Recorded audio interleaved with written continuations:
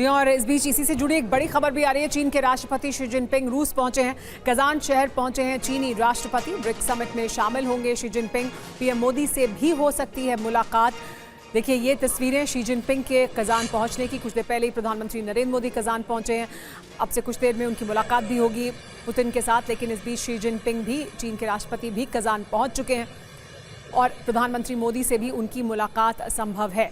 सुमित, अब जब हम देख रहे हैं कि गलवान में और देपसांग में, इन तमाम इलाकों में पहले की जो स्थिति थी वहां पर बात बन गई है, तो अब मुलाकात संभव है, इसके बारे में लगातार बात की जा रही है और वो बहुत अहमियत रखता है भारत के लिए, रूस के लिए भी और चीन के लिए भी, क्योंकि रूस लगातार एक कोशिश कर रहा है कि दुनिया में जो हम बार बार बात करते हैं, ये युद्ध जब से शुरू हुआ है कि कैसे जो पावर सेंटर्स हैं वो चेंज हो रहे हैं, रूस की लगातार ये कोशिश है, चीन की भी लगातार ये कोशिश है कि ये जो तीन बड़ी शक्तियां ये एक साथ आएं।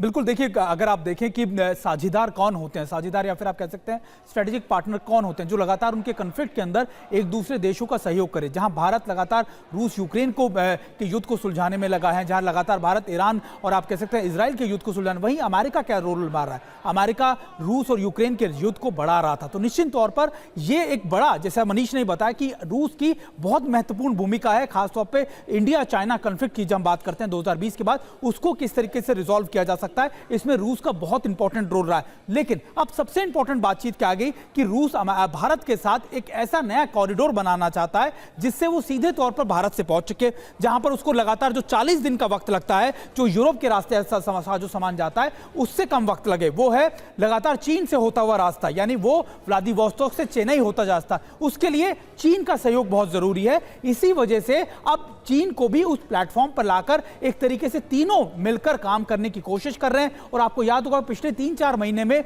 व्लादिमीर पुतिन ने, चाहे वो चीन की यात्रा हो, चाहे वो नॉर्थ कोरिया की यात्रा हो, चाहे वो वियतनाम की यात्रा हो, इन सभी जगहों की यात्रा सिर्फ इस महत्वपूर्ण रूप से इसलिए भी की थी क्योंकि वो एक तरीके से एक नया इकोनॉमिक अलायंस बनाना चाह रहे हैं, एक ऐसा साझेदार, एक ऐसा बड़ा रोल प्ले करना चाह रहे हैं जहां पर वो इन सभी देशों के अंदर एक महत्वपूर्ण भूमिका निभा सके। जी हाँ मनीष, उसी की तरफ इशारा भी किया है पुतिन ने समिट से ठीक पहले, कहते हुए कि G7 से ज्यादा बड़ी शक्ति और ताकत बन जाएगा ब्रिक्स 2027 तक। बिल्कुल, देखिए, लेकिन आपकी सवाल का जवाब देते हुए हम एक बार उस वीडियो का जिक्र करना चाहेंगे जो लगातार हम अपने दर्शकों को दिखा रहे हैं। देखिए, चीन के राष्ट्रपति जब विमान से उतर रहे हैं, क्योंकि बहुत कम इस तरह का उनका पब्लिक अपीयरेंस होता है, आपको लग रहा है कि वो बहुत स्वस्थ से नहीं दिखाई दे रहे हैं।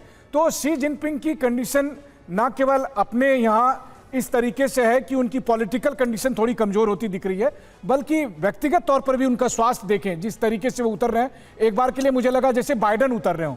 बाइडन की जो हालत उनके ऐलान करने से पहले था कि वो प्रेसिडेंट चुनाव नहीं लड़ेंगे, तकरीबन वैसे ही शी जिनपिंग दिख भी रहे हैं, किसी तरह वो टहलते टहलते अपनी गाड़ी तक पहुंच रहे हैं। बहरहाल, अगर आप देखें कि भारत और चीन के संबंधों के बीच में ब्रिक्स एक बड़ा प्लेटफॉर्म है, इसमें कोई दो राय नहीं है।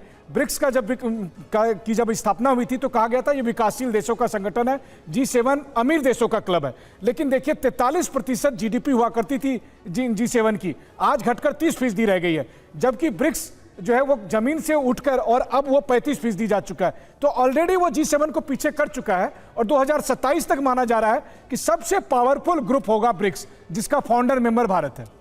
जी हाँ, जिसका फाउंडर मेंबर भारत। और देखिए ये तस्वीरें शी जिनपिंग के पहुंचने की, प्रधानमंत्री नरेंद्र मोदी जब पहुंचे थे तब इसी तरह से उनका भी स्वागत किया गया था। बहुत ही ट्रेडिशनल तरीके से, पारंपरिक तरीके से स्वागत किया गया है। मिठाई वहां पर लेकर जो महिलाएं हैं वो मौजूद हैं और वो खिलाई गई है। ये अपने आप में हम सुमित पहली बार देख रहे हैं इस तरह से स्वागत होना। देखिए बिल्कुल भव्य स्वागत तो है और निश्चित तौर पर एक मैसेजिंग भी है दुनिया भर के देशों को कि देखिए अब रशिया एक बड़े ऐसे प्लेटफॉर्म को बना चुका है, लगातार सक्सेसफुली अब compete कर रहा है, या फिर आप कह सकते हैं कि आगे बढ़ चुका है G7 देशों से। और वो प्लेटफॉर्म अब इन सभी देशों के अंदर जो अपने आप खुद सक्षम है अपनी प्रोडक्शन लाइन को बनाने में, अपनी मार्केट में, और इतनी बड़ी पॉपुलेशन है, चाहे वो चीन की हो, चाहे वो भारत की हो, चाहे वो रूस की हो, इन सभी देशों को मिलकर आप एक तरीके से एक नया अलायंस बनाने को कोशिश कर रहा है। और ये सीधे तौर पर आप कह सकते हैं वेस्टर्न वर्ल्ड को एक बड़ी चुनौती होगी। और इसी से संबंधित एक बड़ी खबर आ रही है, आप जो कह रहे हैं सुमित की वेस्टर्न वर्ल्ड को एक बड़ी चुनौती है, ये ब्रिक्स समिट से पहले अमेरिका ने बयान दिया है। व्हाइट हाउस ने कहा है कि हम नहीं मानते कि ब्रिक्स प्रतिद्वंदी बन रहा है, अपने सहयोगियों से हमारी मजबूत साझेदारी है, ये कोई प्रतिद्वंदी नहीं है, ये कहा है अमेरिका ने। हमारे जो सहयोगी हैं उनसे हमारी मजबूत साझेदारी है। और अब हम आपको बताते हैं कि ब्रिक्स की डिटेल क्या है।